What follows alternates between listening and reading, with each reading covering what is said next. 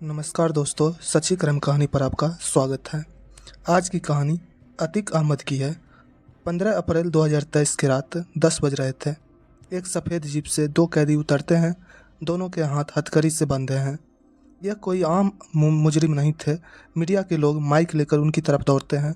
सवाल पूछे जाते हैं और तभी गोलियां की वो तरतराहट जिसने सिर्फ 9 सेकंड में पूरे भारत को सन्न कर दिया। 3 नौजवान शूटर्स जिन्होंने पुलिस के कड़े घेरे को तोड़कर भारत के सबसे खूंखार माफिया सरगना अतीक अहमद और उसके भाई अशरफ के सिर में सटाकर गोली मार दी थी। कैमरे में कैद हुई यह हत्या एक झटके में अंजाम दी गई। इस घटना ने पूरे देश को हिला डाला। साल 1979 उत्तर प्रदेश का पुराना इलाहाबाद शहर, जिसे आज हम प्रयागराज कहते हैं, और उसका एक बदनाम इलाका चकिया मोहल्ला। इसी मोहल्ले में फिरोज नाम का एक तांगे वाला रहता था। उसके बड़े बेटे का नाम अतीक अहमद। घर में तंगी थी, गरीबी थी, लेकिन अतीक के अंदर बचपन से ही एक अलग तरह की जिद थी। उसे पढ़ाई लिखाई से कोई मतलब नहीं था।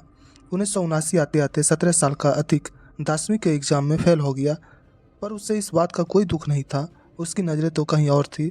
उसे ताकत चाहिए थी, पैसा चाहिए था, और वह भी शॉर्टकट से।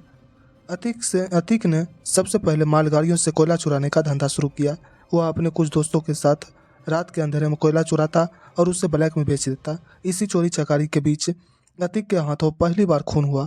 उसके खिलाफ एक हत्या का मुकदमा दर्ज हुआ।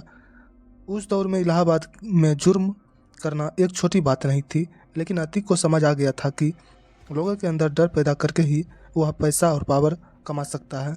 धीरे धीरे उसने रेलवे के ठेकेदारों से हफ्ता वसूलना शुरू कर दिया। उसका तरीका एकदम सीधा, या तो पैसा दो या जान से हाथ धो बैठो। 80 का दशक आते आते पुराना इलाहाबाद एक और खूंखार नाम से कांपने लगा था। शौक इलाही उर्फ चांद बाबा। पुलिस चांद बाबा के इलाके में घुसने से पहले 10 बार सोचती थी। अगर उसका कोई गुर्गा पकड़ा जाता तो चांद बाबा पुलिस स्टेशन पर सरेआम बमबारी करके उसे छुड़ा लाता था। अतीक शुरुआत में चांद बाबा को अपना उस्ताद मानता था। उसे देखकर ही उसने जुर्म के तरीके सीखे थे। 1985 आते आते अतीक चांद बाबा का सबसे वफादार और ख़तरनाक शूटर बन चुका था। इस बीच अपहरण, रंगदारी, कत्ल, अतीक हर काम में माहिर था। इसी बीच उत्तर प्रदेश में 1985 में वीर बहादुर सिंह की सरकार बनी। राज्य में फैलते जंगल राज को रोकने के लिए 1986 में यूपी का पहला गैंगस्टर एक्ट लागू किया गया। चांद बाबा जैसे दिग्गजों के मौजूद रहते हुए उत्तर प्रदेश का इतिहास का पहला गैंगस्टर एक्ट लगा अतीक अहमद पर। पुलिस ने रातों रात अतीक को उसके घर से उठाया और एक गुप्त स्थान पर ले गई। 3 दिन तक अतीक का कोई आता पता नहीं था। शहर में यह खबर फैल गई थी कि अतीक का एनकाउंटर हो गया है। लेकिन यहीं से खेल का एक नया मोड़ आया। इलाहाबाद के एक रसूखदार सांसद, जिसके पास उस दौर में सबसे बड़ी गाड़ियाँ, महंगी गाड़ियाँ थी, उसके दिल्ली दफ्तर से सीधा फ़ोन लखनऊ सेक्रेटेरिएट पहुंचा। लखनऊ से कॉल कनेक्ट हुआ सीधे इलाहाबाद पुलिस चीफ केबिन तक। वो लड़का हमारा है, उसे कुछ नहीं होना चाहिए। फ़ोन पर एक भारी आवाज़ गूंजी। दोपहर होते होते अतीक अहमद इलाहाबाद की सड़कों पर सीना ताने आज़ाद घूम रहा था। उस दिन अतीक को एक बात समझ आ गई थी, अगर हमेशा के लिए पुलिस और कानून से बचना है तो खुद सिस्टम का हिस्सा बनना पड़ेगा। साल 1979 इलाहाबाद में चांद बाबा स्थानीय नगर का चुनाव जीत चुका था और अब उसकी नज़रें विधानसभा पर थी। समाजवादी के संस्थापक मुलायम सिंह यादव जानते थे कि चांद बाबा की पॉपुलैरिटी और खौफ दोनों चरम पर है। उन्होंने चांद बाबा को इलाहाबाद वेस्ट सीट से टिकट का ऑफर दिया। चांद बाबा ने मुलायम सिंह से कहा, नेताजी, मेरा एक चेला है अतीक, बहुत धार है उसमें, उसे टिकट दे दीजिए। मुलायम सिंह, जो राजनीति के कच्चे खिलाड़ी नहीं थे, उन्होंने मुस्कुराते हुए जवाब दिया, चांद, अगर तुमने उस लड़के को विधानसभा भेज दिया तो कल वो तुमसे बड़ा हो जाएगा, तुम्हारा कद छोटा पड़ जाएगा। यह चुनाव तुम खुद लड़ो। चांद बाबा ने फिर तय किया कि वह खुद इलाहाबाद वेस्ट से लड़ेगा। जब अतीक को यह बात पता चली कि चांद बाबा ने उसे टिकट नहीं दिया तो वह भड़क उठा। अतीक ने अपने ही गुरु के खिलाफ इंडिपेंडेंट कैंडिडेट नॉमिनेशन भर दिया। चुनाव हुए। वोटिंग के नतीजे आने से 4 दिन पहले ही हवा का रुख अतीक की तरफ मुड़ चुका था। चांद बाबा समझ गया कि यह तांगे वाले का लौंडा अब उसके हाथ से निकल चुका है। उसने अतीक को ख़त्म करने का और मौत का फरमान जारी कर दिया। इलाहाबाद वेस्ट का एक ढाबा में अतीक अपने गैंग के साथ चाय पी रहा था। चांद बाबा को भनक लग गई। वो अपने हथियारों से लैस फौज लेकर वहां पहुंचा, लेकिन अतीक को इस हमले का पहले से अंदाजा था। जैसे ही चांद बाबा वहां पहुंचा, चारों तरफ से गोलियां की बारिश हुई। अतीक की बंदूकों से निकली गोलियां चांद बाबा के सीने को छलनी कर दिया। गुरु अपने ही चेले के हाथों सड़क पर तरफ तरफ कम मारा गया। अगले एक हफ्ते के अंदर अतीक के गुर्गों ने गिद्ध की तरह चांद बाबा के गैंग के एक एक आदमी को चुन चुन कर मौत के घाट उतार दिया। चुनाव के नतीजे आए। अतीक अहमद पहली बार इलाहाबाद वेस्ट से विधायक बन चुका था। अब वह सिर्फ एक माफिया नहीं था, वह माननीय अतीक अहमद था। विधायक बनने के बाद अतीक का खौफ पूरे इलाहाबाद में फैल गया। जिस रेलवे यार्ड में वह कभी लोहे के टुकड़े चुराता था, अब उस पूरे रेलवे टेंडर सिर्फ अतीक के नाम पर छूटता था। दहशत इस कदर थी कि कोई दूसरा ठेकेदार अतीक के सामने टेंडर का फॉर्म भरने की हिम्मत तक नहीं जुटा पाता था। 1991 और 1993 के चुनाव उसने लगातार जीते। उसके पास अब 120 से ज़्यादा शार्प शूटर की एक पूरी प्राइवेट आर्मी थी। अतीक जल्द ही मुलायम सिंह यादव की समाजवादी पार्टी के करीब आ गया। समाजवादी पार्टी का साथ मिलते ही अतीक का कद बहुत बड़ा हो गया। वह चौथी बार विधायक बना। विधायक की कुर्सी पर बैठकर उसने सैकड़ों लोगों की ज़मीनों, मकानों और दुकानों पर रातों रात कब्जा कर लिया। इसी दौरान 1995 में यूपी की राजनीति में एक ऐसा कांड हुआ जिसने उसे पूरे देश को हिला दिया। इसे गेस्ट हाउस कांड कहा जाता है। उस वक्त यूपी में एसपी और बीएसपी की गठबंधन की सरकार थी, लेकिन बीएसपी सुप्रीमो मायावती इस गठबंधन को तोड़ना चाहती थी।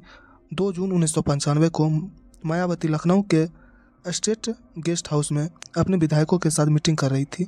जब एसपी के नेताओं को भनक लगी कि सरकार गिरने वाली है, तो वह बौखला गए। अतीक अहमद के नेतृत्व में एसपी के गुंडों और विधायकों की एक भारी भीड़ ने गेस्ट हाउस पर हमला कर दिया। दरवाजे तोड़े गए, गालियां दी गई और मायावती के साथ बदसलूकी की गई।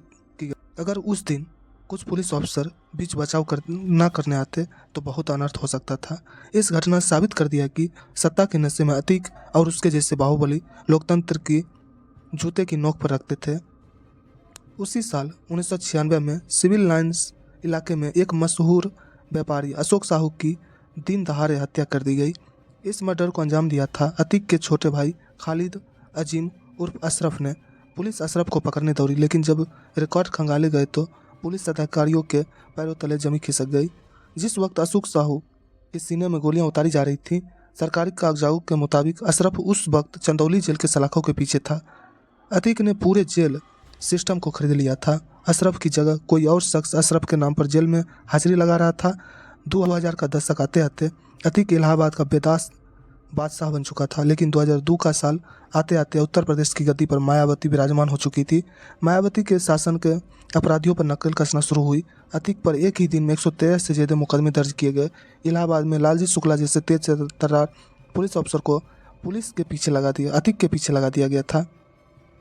7 अगस्त 2002 इलाहाबाद हाई कोर्ट में अतीक को पेशी थी। अचानक कोर्ट परिसर में एक जोरदार बम धमाका हुआ। कई पुलिस अफसर लहूलुहान होकर गिर पड़े, लेकिन उसमें अतीक को कुछ नहीं हुआ। अतीक ने मीडिया के सामने बयान दिया, यह पुलिस और मायावती सरकार मुझे मरवाना चाहती है। लालजी शुक्ला ने मुझ पर बम फेंकवाया है। लेकिन जब पुलिस ने जांच की और इकलाम नाम के एक शख्स को गिरफ्तार किया, तो जो सच सामने आया उसने सबको चौंका दिया।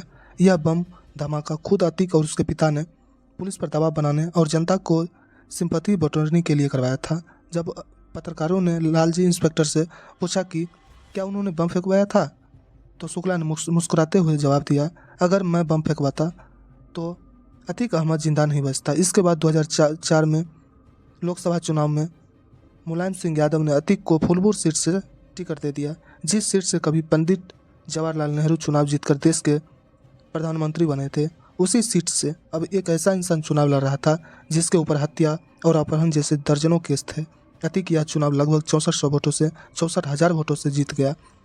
वो अब सांसद था। सांसद बनने के बाद इलाहाबाद वेस्ट की उसकी विधायक वाली सीट खाली हो गई। अतीक ने सोचा कि वह दिल्ली में बैठकर राज करेगा और इलाहाबाद सीट की उसके छोटे भाई अशरफ को दे देगा। उसने अशरफ को यह सीट से उपचुनाव में उतार दिया, लेकिन यहीं से अतीक की बर्बादी की स्क्रिप्ट लिखी जानी शुरू हुई। अशरफ के खिलाफ बीएसपी ने एक युवा नेता को टिकट दे दिया, जिसका नाम था राजू पाल। राजू पाल खुद कोई दूध का धोला नहीं था, वो एक हिस्ट्री सीटर था। कभी राजू अतीक के ही गैंग में काम करता था, लेकिन उसने एक बात थी, वो अतीक से डरता नहीं था। जब उपचुनाव के नतीजे आए तो अतीक के पैलों से जमी खिसक गई। उसका भाई अशरफ बीएसपी के राजू पाल से चुनाव हार गया। यह अतीक के लिए सिर्फ एक हार नहीं थी, यह उसके गुरूर पर एक तमाचा था।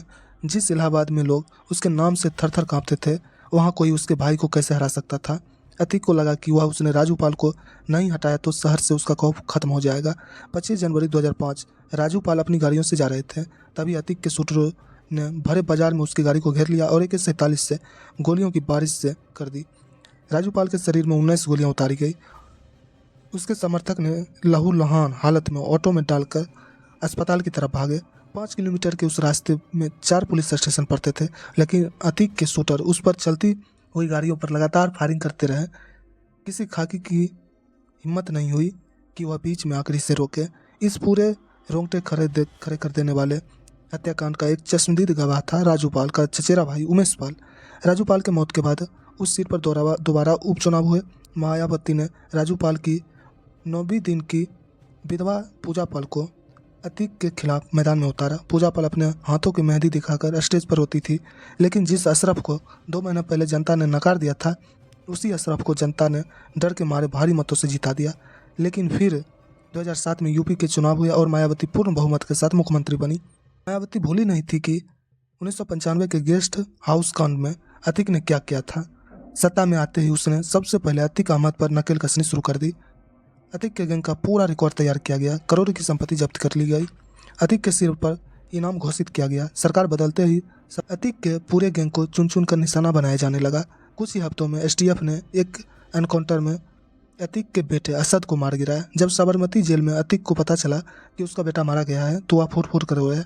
जो माफिया कभी अदालतों में मूंछों पर ताव देता था, वो साबरमती से प्रयागराज लाए जाते वक्त पुलिस वैन में फुट कर रो रहा था। 28 मार्च 2023 को कोर्ट ने एक पुराने अपहरण मामले में अतीक को उम्र कैद की सज़ा सुनाई। अपनी पूरी ज़िंदगी में अतीक पहली बार किसी मामले में कानूनी रूप से सज़ा पा रहा था। 15 अप्रैल 2023 को वो रात प्रयागराज का कॉलविन अस्पताल अतीक अहमद और उसके भाई अशरफ को मेडिकल चेकअप के लिए ले जाया जा रहा था। दोनों के आसपास पुलिस खड़ी थी, मीडिया का जमावड़ा था, लाइव कवरेज चल रही थी। पत्रकार अतीक ने उसके बेटे के जनाजे में न जाने को लेकर सवाल कर रहे थे। अतीक जी, आप अपने बेटे के असद के जनाजे में नहीं जा पाए, कुछ कहेंगे? अतीक ने निराशा भरी आवाज़ में जवाब दिया, नहीं ले गए तो नहीं गए। यह अतीक के मुंह से निकले आखिरी शब्द थे। उसी पत्रकारों की भीड़ में प्रेस का फर्जी ID अतीक अहमद के खिलाफ पीड़ित परिवारों ने मुकदमा दर्ज कराया और उसके परिवार के खिलाफ। वह समाजवादी पार्टी के द्वारा पोषित माफिया है और उसकी कमर को तोड़ने का काम हमारी सरकार ने किया है। इस माफिया को मिट्टी में मिला देंगे। और इसके बाद शुरू हुआ ऑपरेशन क्लीन। अतीक की 70 करोड़ की ज्यादा अवैध संपत्तियों पर सरकार ने बुलडोजर गरजने लगा। उसके गैंग और गुर्गों को चुन चुन कर सलाखों के पीछे धकेला जाने लगा। लेकिन अतीक का अहंकार कम नहीं। गोली चलाने वाले उन तीनों हथियारों ने भागने की कोशिश नहीं की। उन्होंने तुरंत हथियार डाल दिया और पुलिस के सामने सरेंडर कर दिया। जब उनसे पूछताछ हुई तो उसका कहना था कि वह अतीक गैंग का सफाया करके क्राइम की दुनिया में अपना नाम बनाना चाहते थे। आज वह तीनों जेल के पीछे हैं और मामले की जांच चल रही है। लेकिन क्या यह सच था? क्या यह सच था कि तीनों सिर्फ मोहरे थे? पूछताछ में अतीक ने कई पॉलिटिशियंस, बड़े बिल्डर्स और भ्रष्ट अधिकारियों को राज खोलने की धमकी दी। क्या उनमें से किसी ने अपने राज दफन करने के लिए अतीक को हमेशा के लिए खामोश कर दिया? यह सवाल आज भी है। अप्रैल 2019 को कड़े पहरे के बीच अतीक को गुजरात की साबरमती जेल में शिफ्ट कर दिया गया। लेकिन अतीक का अहंकार अभी भी जिंदा था। उसे लगा कि एजेंसी ISI और आतंकी संगठन लश्कर तैयबा से जुड़े हुए थे। पंजाब के रास्ते ड्रोन से जो हथियार गिराए जाते थे, वह अतीक के गैंग तक पहुंचते थे। फरवरी 2023 राजू पाल हत्याकांड का मुख्य गवाह उमेश पाल, जो पिछले 18 सालों से अतीक के खिलाफ डटकर खड़ा था, अतीक की आंखों में चुभ रहा था। उसने साबरमती जेल से एक साजिश रची। 24 फरवरी 2023 की दोपहर प्रयागराज जैसे ही उमेश पाल अपनी गाड़ी से उतरा, अतीक का बेटा असद और उसका शूटर गुलाम हथियारों के साथ उस पर टूट पड़े। दिन दहाड़े बम और गोलियों की बौछार कर दी गई। उमेश पाल और उसकी सुरक्षा में लगे 2 पुलिसकर्मियों को मौत के घाट उतार दिया गया। इस पूरे हमले का वीडियो CCTV में कैद हो गया, जिसने पूरे देश को झकझोर दिया। अतीक ने सोचा था कि वह 2005 की तरह फिर से खौफ पैदा कर देगा और कोई गवाह नहीं बचेगा, लेकिन वह भूल गया था कि अब 2005 नहीं 2023 चल रहा था और यूपी में सरकार बदल चुकी है। इस घटना के बाद पुलिस और STF ने वह तांडव किया जिसकी उम्मीद अतीक ने सपने में भी नहीं की होगी। अतीक के पूरे गैंग को चुन चुन कर निशाना बनाया जाने लगा। कुछ ही हफ्तों में एसटीएफ ने एक एनकाउंटर में अतीक के बेटे असद को मार गिराया। जब साबरमती जेल में अतीक को पता चला कि उसका बेटा मारा गया है तो वह फुट फुट कर रोया। जो माफिया कभी अदालतों में मूंछों पर ताव देता था वो साबरमती से प्रयागराज लाए गए। तो माफिया कभी अदालतों में मूंछों पर ताव देता था वो साबरमती से प्रयागराज लाए जाते वक्त पुलिस वैन में फुट फुट कर रो रहा था। 28 मार्च 2023 को कोर्ट ने एक पुराने अपहरण मामले में अतीक को उम्र कैद की सज़ा सुनाई। अपनी पूरी ज़िंदगी में अतीक पहली बार किसी मामले में कानूनी रूप से सज़ा पा रहा था। 15 अप्रैल 2023 को वो रात प्रयागराज का कॉलविन अस्पताल अतीक अहमद और उसके भाई अशरफ को मेडिकल चेकअप के लिए ले जाया जा रहा था। दोनों के आसपास पुलिस खड़ी थी, मीडिया का जमावड़ा था, लाइव कवरेज चल रही थी। पत्रकार अतीक ने उसके बेटे के जनाजे में न जाने को लेकर सवाल कर रहे थे। अतीक जी, आप अपने बेटे के असद के जनाजे में नहीं जा पाए, कुछ कहेंगे? अतीक ने निराशा भरी आवाज़ में जवाब दिया, नहीं ले गए तो नहीं गए। यह अतीक के मुंह से निकले आखिरी शब्द थे। उसी पत्रकारों की भीड़ में प्रेस का फर्जी आईडी कार्ड गले में डाले हाथ में माइक लिए 3 नौजवान लड़के आगे बढ़े और लगातार अतीक और अशरफ के ऊपर फायरिंग की। 40 साल से उत्तर प्रदेश को डराने वाला वो बाहुबली धड़ाम से ज़मीन पर गिर पड़ा था। अगले 10 सेकंड के अंदर उन तीनों लड़कों ने 18 राउंड फायरिंग की। 9 गोलियां अतीक को लगी और 4 अशरफ को। लाइव टीवी पर पुलिस की मौजूदगी में देश के सबसे खूंखार बाहुबलियों में से एक का अंत हो चुका था। गोली चलाने वाले उन तीनों हथियारों ने भागने की कोशिश नहीं की, उन्होंने तुरंत हथियार डाल दिया और पुलिस के सामने सरेंडर कर दिया। जब उनसे पूछताछ हुई तो उसका कहना था कि वह अतीक गैंग का सफाया करके क्राइम की दुनिया में अपना नाम बनाना चाहते थे। आज वह तीनों जेल के पीछे हैं और मामले की जांच चल रही है। लेकिन क्या यह सच था? क्या यह सच था कि तीनों सिर्फ मोहरे थे? पूछताछ में अतीक ने कई पॉलिटिशियंस, बड़े बिल्डर्स और भ्रष्ट अधिकारियों को राज खोलने की धमकी दी। क्या उनमें से किसी ने अपने राज दफन करने के लिए अतीक को हमेशा के लिए खामोश कर दिया? यह सवाल आज भी हवा में तैर रहा है। जांच एजेंसियों ने चार्जशीट में जांच के दौरान यह चौंकाने वाला खुलासा हुआ कि अतीक अहमद के तार सीमा पर पाकिस्तान की कुख्यात खुफिया एजेंसी ISI और आतंकी संगठन लश्कर तैयबा से जुड़े हुए थे। पंजाब के रास्ते ड्रोन से जो हथियार गिराए जाते थे वह अतीक के गैंग तक पहुंचते थे। जिन हथियारों की कंसाइनमेंट सरहद पार से होती थी उसका सीधा इस्तेमाल हमारे देश की धरती पर बेनगाहों का खून बहाने के लिए किया जाता था। दोस्तों, यह थी अतीक अहमद की कहानी। अगर आपको हमारा यह वीडियो पसंद आया हो तो इसे एक लाइक ज़रूर करें और कमेंट ज़रूर करिए और बताइए कि अगला वीडियो आपको किस टॉपिक पर चाहिए। तब तक के लिए जय हिंद, जय भारत।